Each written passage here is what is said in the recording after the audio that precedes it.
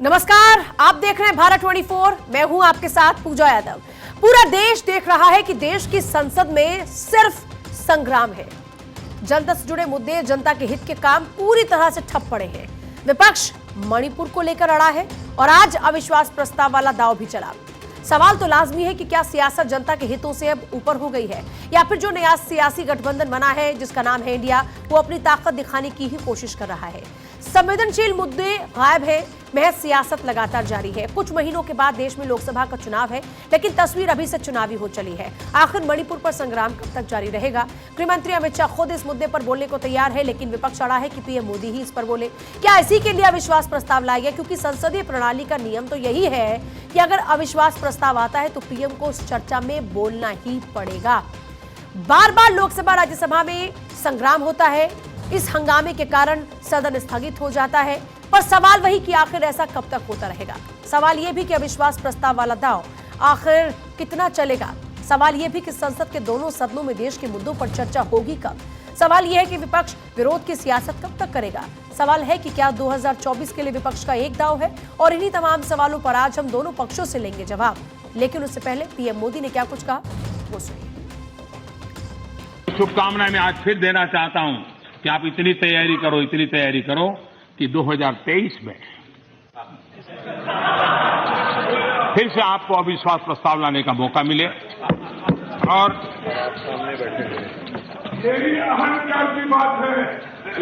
ये समर्पण भाव है, अहंकार का परिणाम है 400 से 40 हो गए। अहंकार का परिणाम है 400 से 40 हो गए और सेवा भाव का परिणाम है कि 2 से यहां आकर के बैठ गए। आप मेरे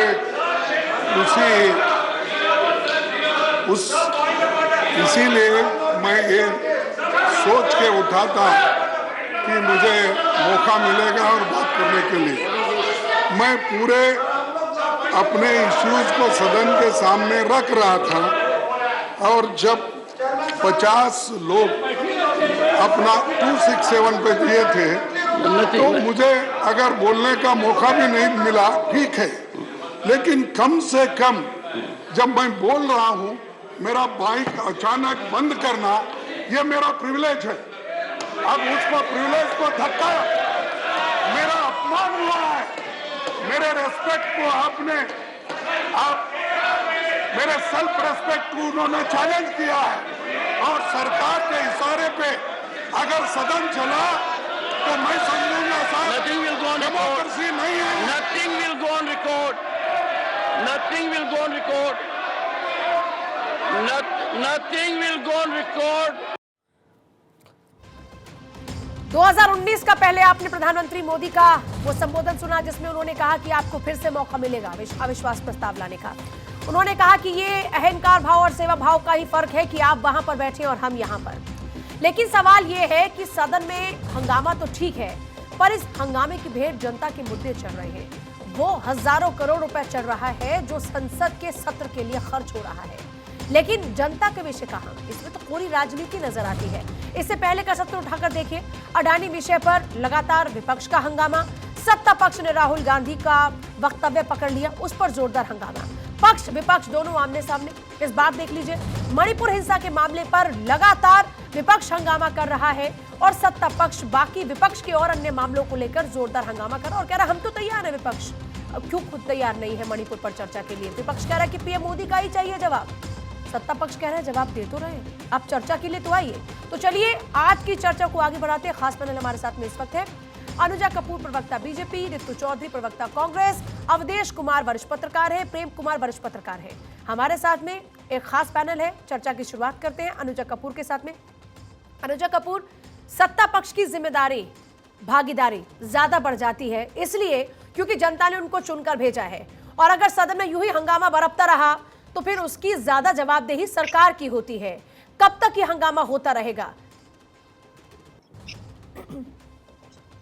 सबसे पहले तो मैं शुरुआत करती हूँ इस डिबेट से उन देवतुल्य माँ भारती की रक्षा की शूरवीरों को और नमन करती हूँ कारगिल विजय दिवस पर उनको श्रद्धांजलि अर्पित करके, क्योंकि जो हमारे सामने है सदन में इसको करना भूल गए हमारे विपक्षी लोग। सो अभी जो बात सामने आ रही है, मुझे लगता है कि ये जो एक ऑप्टिक्स क्रिएट करते हैं, ये इसमें बहुत माहिर है, और ये ऑप्टिक्स आज का क्रिएट नहीं है। आप लोग भी जानते हैं कि ये जो नो कॉन्फिडेंस मोशन है, ये आज पहली बार नहीं आया है। ये जवाहरलाल नेहरू के टाइम पर भी रह चुका है, और उन्हीं के कांग्रेस के आचार्य, जो उनके लीडर है आचार्य कृपाल जी, उन्होंने लेकर आए थे। तो ये उनके टाइम पर इंदिरा गांधी, लाल बहादुर शास्त्री, पीवी नरसिम्हा राव, अटल बिहारी वाजपेयी के टाइम पर भी रहा, और अब नरेंद्र मोदी के टाइम पे तो आप बता ही रहे हैं कि उन्होंने तो फिर 2019 में उन्होंने तो भविष्यवाणी ही कर दी थी, और उनकी भविष्यवाणी पूर्ण करी सत्ता ने। क्योंकि देखो, अगर हम जानते हैं अच्छी तरह से ऑपोजिशन को, तो मुझे लगता है कि दुनिया भी जानती है अच्छी तरह से इनके कारनामों को, क्योंकि इनको और कुछ आता नहीं है। ये सिर्फ एक व्यंग कसते हैं, काम आता नहीं इन्हें, क्योंकि जब काम आएगा नहीं तो कुछ तो करना, खाली दिमाग, शैतान का दिमाग। तो ये ढूंढते रहते हैं कि हम किस तरीके से बाधाएं करते रहे, मॉनसून सेशन को बाधित करें। इससे पहले भी जो सेशंस हुए हैं, उस सेशन को हम कैसे बाधित कर सकते हैं, जानबूझ के एक स्ट्रैटेजी प्ले करेंगे। अगर उन दिनों कोई किसी भी तरीके का फेस्टिवल आ रहा है, तो उसमें जानबूझ कर ये दिखा देंगे। पहले मुझे एक बात क्लियर कीजिए, मणिपुर हिंसा पर बात होना, मुझे समझ क्या ये टाइम पास है? तरीके से है, थोड़ा सा क्लियर कर दीजिए। मणिपुर हिंसा पर बात होना, क्या ये टाइम पास है? ऑपोजिशन के लिए यस, पर हमारे लिए नो, क्योंकि हम लोगों ने बार बार कहा है कि आप लोग आए, और मुझे लगता है अगर हमारी मंशा ना होती तो अमित शाह जी एक ओपन लेटर नहीं लिखते। उन्होंने ओपन लेटर लिखा है, और ओपन लेटर लिखकर उन्होंने दोनों हमारे जो लीडर्स हैं उनको, अधीर रंजन चौधरी जी को और मल्लिकार्जुन खड़गे को, उन्होंने ओपन लेटर लिखा है और कहा है। और हमारे जो एलओपीज भी जो है, पीयूष गोयल, उन्होंने भी कहा, हमारे पार्लियामेंट्री अफेयर्स मिनिस्टर है, उन्होंने भी कहा कि आइए चर्चा करते हैं। ठीक है, चर्चा करेंगे तो वही बात तो आप ये कह रहे हैं कि हम तो साफ तैयार हैं, ये अपना टाइम पास करना चाहते हैं। रितु चौधरी इसका जवाब देंगे। रितु चौधरी ये कह रहे हैं कि सत्ता पक्ष तो हर तरीके से तैयार है, दरअसल आपको अपनी राजनीति चमकानी है, इसलिए आप ये बेफालतू का शोर मचा रहे हैं। देखिए, देश का बड़ा दुर्भाग्य है कि पहली बार देश को एक ऐसा प्रधानमंत्री मिला है जो प्रधानमंत्री का कर्तव्य निभाने की सिवा हर प्रत्येक काम करता है, केवल प्रधानमंत्री का कर्तव्य नहीं निभाता है। और ये जो सत्ता पक्ष है, ये चाहता है कि विपक्ष अपना काम छोड़कर, जैसे प्रधानमंत्री ने अपना काम छोड़ दिया है और सत्ता पक्ष ने अपना काम छोड़ रखा है, ऐसे विपक्ष भी अपना काम छोड़ दे, जनता की आवाज उठाना बंद कर दे, और जैसा सत्ता पक्ष बोले, सत्ता पक्ष के मोदी जी के हाथों की कठपुतली बन जाए विपक्ष। ये चाहते हैं, लेकिन माफ कीजिएगा, ये संभव है नहीं, ये हो नहीं सकता, क्योंकि हम अपने कर्तव्य पर अडिग हैं, हम कर्तव्य पर से हटेंगे नहीं। लेकिन इसमें मैं कारगिल का विजय दिवस है और उनके शहीदों को बहुत बहुत श्रद्धांजलि है, तो ये मैं शुरू में, क्योंकि अनुजा बोली तो ये जो है विपक्ष को अपना काम करने नहीं दे रहे हैं, विपक्ष को करने देना नहीं चाहते हैं, विपक्ष को अपने हाथों की कठपुतली बनाना चाहते हैं, अपने कर्तव्यों को निर्वहन जो है वो सही तरीके से नहीं कर रहे हैं। चर्चा की फिर से शुरुआत करते हैं। अनुजा कपूर हमारे साथ में, प्रवक्ता बीजेपी, ऋतु चौधरी प्रवक्ता कांग्रेस, और वरिष्ठ पत्रकार अवधेश कुमार भी हमारे साथ में, और प्रेम कुमार भी हैं। अवधेश जी, जल्दी से आपके पास आ रही हूं मैं। अभी जिस तरह से हम देख रहे हैं, फिलहाल बात सारी मणिपुर अड़ी है, मणिपुर पर ही अड़ी है। सरकार कह रही है कि हम तैयार हैं, विपक्ष कह रहा है कि पीएम मोदी ही जवाब दे। इसका क्या सॉल्यूशन होगा? नहीं, विपक्ष ने अपना सॉल्यूशन तो निकाल लिया। अब जब अविश्वास प्रस्ताव स्वीकार हो गया है तो अब अलग से बहस की तो आवश्यकता रही नहीं। अब मूल बात यह है कि क्या विपक्ष अविश्वास प्रस्ताव में भी पहले की अपनी सोच और जो कुछ उन्होंने बात बोली थी उसके अनुसार मणिपुर पर केंद्रित रहते हैं, या फिर 2024 का ध्यान रखते हुए सारे इशू उठा करके लाते हैं? क्योंकि अविश्वास प्रस्ताव आने के बाद जितने भी इशूज होते हैं सब लगभग आ जाते हैं, फिर मणिपुर का फोकस उस पर रहना कठिन होता है। तो विपक्ष की परीक्षा है, सत्ता पक्ष की परीक्षा तो यह है कि मूल बात पे प्राइम मिनिस्टर क्या जवाब देते हैं, और प्रधानमंत्री के बोलने की कला, विषयों को रखने का जो उनका तरीका है, उसको लेकर किसी को कोई संदेह होता नहीं है। क्योंकि आप सब लोग चला रहे हैं कि 2018 में उन्होंने कहा था, रितु जी जरा बोल ले रहा हूं, 2018 में जो उन्होंने कहा था कि आप पूरा परिश्रम करिए ताकि फिर आप 2023 में भी लाएं, वो एक कटाक्ष था कि आप परिश्रम करके भी सत्ता में नहीं आएंगे और हम ही सत्ता में आएंगे और आपको फिर अविश्वास प्रस्ताव लाना पड़ेगा। तो वो गूंज रहा है इस समय। देखिए, मेरा अपना मानना यह है कि मणिपुर की जो घटनाएं हैं जो समूचे देश को हिला रही है, उसमें एक आवाज कम से कम संसद से सत्ता पक्ष और विपक्ष का निकलना चाहिए था।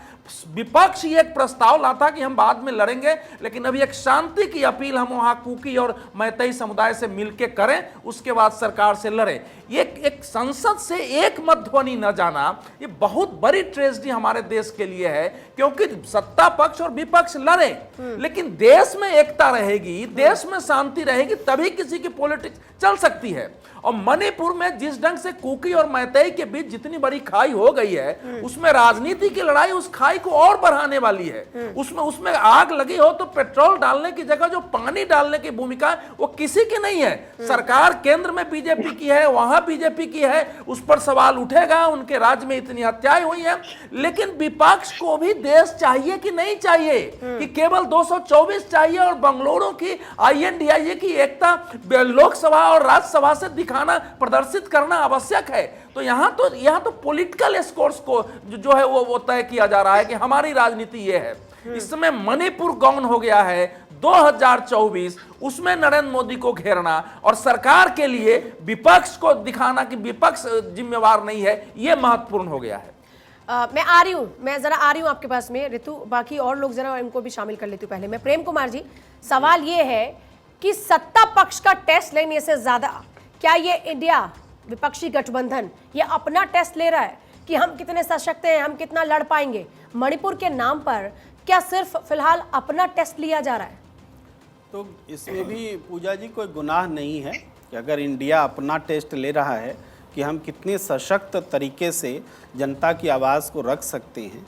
जब मणिपुर पर प्रधानमंत्री जी नहीं बोले, संसद की चौखट पर बोल करके संसद के भीतर बोलने का उन्होंने अवसर ही ख़त्म कर लिया कि हम नहीं बोलेंगे, तो चारा क्या रह जाता है? आखिरकार मणिपुर के लोग जो मारे गए, जो लोग विस्थापित हुए, उनके प्रति सहानुभूति, उनके प्रति जो भरोसा है, विश्वास जताने का, ये तो संसद का काम होना चाहिए ना भाई। तो कोई ऐसा प्रस्ताव भी नहीं आया, ना तो प्रधानमंत्री जी बोलेंगे नहीं, और कम से कम मेरा मानना है कि संसद की तरफ से, प्रधानमंत्री जी की तरफ से एक रेजोल्यूशन जैसा भी चीज़ नहीं तो कम से कम वर्बल भी होना चाहिए कि मणिपुर के लोग जो मारे गए हैं उनके प्रति हम संवेदना प्रकट करते हैं और शांति की अपील करते हैं। आज तक हमारे प्रधानमंत्री जी ने शांति की अपील नहीं की है। ये छोटी मोटी बात नहीं है और मणिपुर की घटना बहुत महत्वपूर्ण है। इस हिसाब से विपक्ष के पास, इंडिया के पास कोई रास्ता नहीं था अविश्वास प्रस्ताव लाने के सिवा। उन्होंने ये अस्त्र उपयोग किया है जो उनके पास था। अगर अभी नहीं करते तो फिर किस समय के लिए अविश्वास प्रस्ताव? अविश्वास प्रस्ताव का जहां तक है, आज तक हिंदुस्तान में कांग्रेस की सरकार में कभी कोई अविश्वास प्रस्ताव सफल नहीं हुआ है। सिर्फ 3 दफा अविश्वास प्रस्ताव पारित हुए हैं, सफल हुए हैं, और वो सब गैर कांग्रेसी सरकार में हुए हैं। एक अटल बिहारी वाजपेयी जी, एक VP सिंह जी, एक देवगौड़ा जी। तो कांग्रेस के लिए तो अविश्वास प्रस्ताव लाना या कोई ऐसा नहीं है। 27 बार अविश्वास प्रस्ताव आए हैं। इंदिरा गांधी ने 15 बार फेस किया है भाई, मनमोहन सिंह जी ने भी 2 बार फेस किया था। तो आपको अविश्वास प्रस्ताव फेस करने में क्या दिक्कत होनी चाहिए? मुझे लगता है कि ये लोकतंत्र का अधिकार है और ये विपक्ष को अवसर मिला है। पर मुझे एक सवाल का जवाब दीजिए, क्या देश में मणिपुर के अलावा और विषय नहीं है? मणिपुर बहुत ही संजीदा विषय है, लेकिन मणिपुर के ही आधार पर पूरे सत्र को ना चलने देना और जोरदार हंगामा करना, क्या उससे जनता के और विषय गौर नहीं हो रहे हैं? यह भी तो एक जेन्युइन सवाल है ना। मैं जब फेसबुक लाइव कर रही थी तो एक दर्शक ने मुझसे सवाल पूछा, क्या आप जरूर पूछेगा ये सवाल? देखिए, बिल्कुल, लेकिन मणिपुर आज देश का सबसे बड़ा सवाल है। तो लोकतंत्र के मंदिर में सबसे बड़ा सवाल अगर हटाया जा रहा है तो इसका मंतव्य क्या है, इसका मकसद क्या है, इसका इरादा क्या है? तो इस बुरे इरादे से लड़ने की जरूरत लोकतांत्रिक तरीके से ही तो होगा, और लोकतांत्रिक तरीका भी कोई ऑप्शन नहीं है अविश्वास प्रस्ताव के अलावा। तो मणिपुर के अलावा भी मुद्दे हैं, लेकिन इस सरकार ने मजबूर किया कि मणिपुर के मुद्दे पर इस अविश्वास प्रस्ताव तो आपका फिर, मैं इसको अगर आसान शब्दों में कहूं तो ये ऐसा हुआ कि एक बीमारी गंभीर है, बाकी बीमारी भी गंभीर है, लेकिन हमें उस पहली गंभीर बीमारी पर ज्यादा फोकस करना है, बाकी सबको साइड कर दे। बिल्कुल, आज एक के चक्कर में सबको साइड कर दे, ये भी तो सबको साइड कर देने का इशू नहीं है। सबसे बड़ा इशू है कि सबसे गंभीर समस्या पर बात नहीं करने का इरादा क्या है। इस इरादे प्रेम को जी, डॉट पे गंभीर खड़ा करना समस्या जरूरी पर क्या विपक्ष ने ऐसे ही गंभीरता दिखाई है? बेंगलुरु के बैठक में जब प्रेस कॉन्फ्रेंस करने आए तो वहां भी एक श्रद्धांजलि, वहां से एक शांति प्रस्ताव विपक्ष ने दिया है। देखिए विपक्ष ने भी अब कमाल की बात करते हैं। विपक्ष सत्ता पूरे नहीं, सत्ता के तो सवाल आप उठा रहे हैं भाई। मैं ये कह रहा हूं सर, सत्ता का सवाल आप उठाइए, लेकिन क्या इस देश में विपक्ष अनेक राज्यों में विपक्ष केवल विपक्ष नहीं है, अलग अलग राज्यों में सरकार चला रहा है हमारे देश में। विपक्ष अलग अलग राज्यों में सरकार चला रहा है और विपक्ष की सरकार भाजपा की प्रदेश सरकारों से ज्यादा प्रदेश में है। क्या उसकी जिम्मेवारी नहीं है? आप केवल संसद में खड़ा होकर सरकार को घेरेंगे और आपकी भूमिका सकारात्मक रूप से या शांति के लिए कुछ नहीं होगी, तो उससे क्या मैसेज जाएगा? मैसेज क्या जाएगा? बिल्कुल सरकार से आप सवाल करिए। नहीं, सरकार को तो घेरा जा रहा है कि आपके शासन में लेकिन मैं एक सेकंड रितु चौधरी हमारे साथ में आ चुकी हैं और अनुजा कपूर भी अब जुड़ चुकी है एक बार फिर से। रितु चौधरी, सवाल यह है कि चलिए अब तो मंजूर हो गया, अब तो अविश्वास प्रस्ताव को लेकर मंजूरी मिल चुकी है, तारीख का ऐलान बाकी है। अब इसमें देश के सभी विषयों पर बात होगी और पीएम मोदी को अपना जवाब अब इस पर देना होगा। अब ठीक है, अब तो सब ठीक है, मतलब अब तो सदन चल पाएगा ना, सदन की कार्रवाई आगे बढ़ेगी ना शांतिपूर्ण तरीके से, सब भी विषयों पर बात होगी। देखिए, एक बच्चा होता है ना, वो अड़ जाता है किसी चीज से, फिर उसको जो है लाया जाता है जबरदस्ती उस विषय पर बोलने के लिए कि बताओ कि तुमने पेंसिल तोड़ी थी कि नहीं तोड़ी थी, बताओ तुमने रबड़ गुम की कि नहीं की। तो मोदी जी जो है अपने कर्तव्यों का निर्वहन करने में पूरी तरह से असफल रहे। देश जो है गृह युद्ध की स्थिति में है और मोदी जी जवाब देने को तैयार नहीं। संसद की सीढ़ियों पर 36 सेकंड देकर वो अपने कर्तव्य का निर्वहन समझ रहे हैं कि मैंने कर दिया पूरा, लेकिन उनको खींच के संसद में लाया जा रहा है अविश्वास प्रस्ताव के जरिए, ठीक है। और इस पर उनको जवाब देना पड़ेगा कि मणिपुर क्यों जल रहा है, देश में गृह युद्ध की स्थिति है और आप क्यों भाग रहे हैं। आप हमेशा जो भी आपसे प्रश्न किया जाता है तो आप क्यों भाग जाते हैं। तो अब विपक्ष की जीत हुई, विपक्ष मानता है कि अब लोकतंत्र में जीत हुई है उनकी, मतलब अब लगता है कि जो आप चाहते थे वो हुआ, अभी सेटिस्फेक्शन है। पूजा लोकतंत्र का तो आज आपने चेहरा देख लिया कि भाजपा में लोकतंत्र की क्या स्थिति है। जब खड़गे जी को बोलने नहीं दिया गया, उनका माइक जो है बंद कर दिया गया, ये लोकतंत्र की स्थिति है। देश के दुनिया के सबसे बड़े लोकतांत्रिक देश थोड़ा सा टेक्निकली एक बात समझाइएगा, मुझे एक बात थोड़ा सा टेक्निकली समझाइएगा। पर मैं एक बात समझना चाह रही हूँ, जब उन्होंने ये बात बोली कि मेरा माइक बंद कर दिया गया, मुझे तो टीवी पर सुनाई दे रहा था कि वो सारी बात कर रहे थे, तो फिर ये माइक कैसे बंद होता है? मतलब जब माइक बंद होता है तो जहां तक मेरा अगर माइक बंद कर दिया जाए तो मेरी आवाज आप तक नहीं पहुंचेगी और मेरे सिर्फ लिपसिंग होगी, पर मैं तो उनकी लिपसिंग भी पढ़ रही थी और मैं उनकी आवाज भी सुन रही थी, तो फिर माइक कैसे बंद होता है? मैं ये एक मतलब मेरा एक जनरल क्वेश्चन है, एक आम नागरिक होने के नाते, मैं पत्रकार के नाते नहीं, एक आम नागरिक के नाते पूछ रही हूँ। पूजा, ये बहुत एक गंभीर आरोप आप विपक्ष के नेता पर लगा रही हैं, बहुत सीनियर नेता है। मैं आपसे एक आम नागरिक होने के नाते मेरा एक सवाल है, मेरी क्वेरी है, मैंने कोई आरोप नहीं लगाया, मैंने एक सिचुएशन बताई कि ऐसा है, मैं समझना चाह रही हूँ, मेरा ज्ञान कम है इसमें। कि खड़गे जी जो है झूठ बोल रहे हैं, राहुल जी का माइक ऑफ किया जाता है, क्या वो झूठ बोल रहे हैं? संजय सिंह को जो है निलंबित किया जाता है, क्या वो झूठ बोल रहे हैं? जो भी बोलना चाहता है या तो उसकी आवाज बंद कर दी जाती है या उसको निलंबित कर दिया जाता है, क्या ये झूठ है? क्या लोकतंत्र में लोकतंत्र शर्मसार नहीं हो रहा है दुनिया के सामने? अनुजा कपूर इसका जवाब देंगे। अनुजा कपूर, आप बताइए, नेता विपक्ष है और आप कैसे उनका माइक आप बंद कर सकते हैं, कैसे आप उनकी आवाज दबाने का काम कर सकते हैं? तो लोकतंत्र की हत्या के बराबर है। कितना फनी लग रहा है मुझे, यहाँ पर रितु जी बैठी है कांग्रेस की और वो खुद मान रही हैं कि वो एक उस बच्चे की तरह है कांग्रेस जो बिल्कुल अठीला हो चुका है और वो बार बार कह रहा है पेंसिल कैसे तोड़ी, किसने तोड़ी, कैसे तोड़ी, मतलब वो अपने आप को मानते हैं बच्चे की तरह है। और जो बच्चा है और प्रधानमंत्री जी के लिए बोला गया है, कह रहे हैं कि संजय सिंह को कैसे छोड़ दिया, उनको बाहर कैसे सस्पेंड कर दिया, तो ये उन्हीं का ही है ना वीडियो, अपने आप ही वो बता रहे हैं संजय सिंह। ठीक, राज्यसभा के अंदर मेंबर ऑफ पार्लियामेंट के लिए जो समय निर्धारित होता है बोलने के लिए। तो आप देखिए वो खुद ही इस तरीके की भाषा यूज भी कर रहे हैं और खुद ही कांड भी कर रहे हैं अपने आप ही। तो यही एक इशू है राहुल गांधी जी पे और ये शब्दों का इस्तेमाल मत कीजिए। भाषा की गरिमा का ख्याल रखिए आप सभी लोग।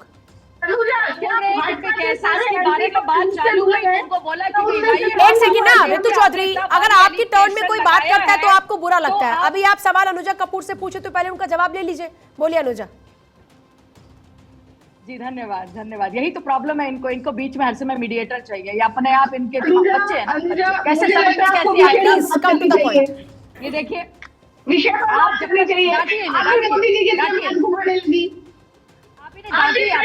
अरे एक सेकंड आप लोग इतनी संजीदा महिलाएं हैं, मुझे उम्मीद है कि आप लोग तरीके से बात रखेंगे। वन बाय वन बात कीजिए। मैं बात रख रही हूँ ना, बोलिए अनुजा कपूर। अपने टाइम पर बात रख रही हूँ। अब ऋतु जी मेरे टाइम पर बोल रही है, मैं क्या कह सकती हूँ? तो आपको देखना है ना कि वो बीच में ना बोले।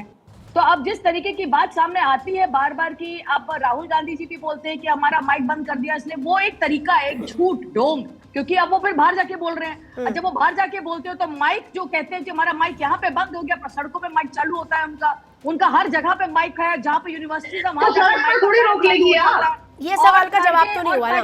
और खड़गे जी भी यहाँ पर बात कर रहे हैं कि हमारा माइक चालू नहीं है, हमारा माइक बंद नहीं है, हमारे माइक के साथ ये प्रॉब्लम है। जब वो झूठ बोल रहे होते हैं ना तो उनको ऐसा व्यतीत होना शुरू हो जाता है कि हमारी आवाज जानी बंद हो गई है। हम मुझे एक सवाल का जवाब दीजिए अनुजा कपूर। अनुजा कपूर एक सवाल का चालू है और उनको एक सवाल का जवाब चाह रही हूँ आपसे। सदन की कार्रवाई ठीक तरीके से चले इसकी जिम्मेदारी दोनों की होती है, मैंने शुरू में कहा, लेकिन सत्ता पक्ष की जिम्मेदारी और भी ज्यादा होती है। ऐसे में अगर जनता के मुद्दे नहीं उठ पा रहे, आपको भी कई कानून पारित करवाने हैं, कई सारे विषयों पर चर्चा होनी है, देश में न जाने और भी कितने मुद्दे हैं। मैं कह रही हूं मणिपुर भी एक अहम विषय है, लेकिन मणिपुर के साथ साथ और भी कई अहम विषय हैं। तो ये मणिपुर पर अटके हैं, आप इनके छत्तीसगढ़ पश्चिम बंगाल पर अटके हैं, तो फिर तो इस लिहाज से देखा जाए तो दोनों अपनी अपनी राजनीति करने में जुटे हैं। जनता के हित की बात कौन कर रहा है? सबको 2024 नजर आ रहा है, इसका मतलब तो फिर ये हुआ राजनीति INDIA कर रहा है, राजनीति मोदी जी नहीं कर रहे हैं। मोदी जी ने बहुत पहले ये बात बोल दी थी कि मैं चर्चा करने के लिए तैयार, और अगर इन्हें ये प्रॉब्लम है, इन्हें चर्चा नहीं करनी है, तो ये अपना स्तर जो जिस तरीके से बीच में बोलने का जो इनका स्तर है, फिर कहते हैं कि हमारा माइक बंद हो गया। अरे सबसे पहले तो आप लोग ही बोलते हो, माइक बंद होता कब है आप लोगों का? आप तो माइक अंदर से भी बोलते हो, बाहर से भी बोलते हो और इंडिया से बाहर जाकर भी बोलते हो।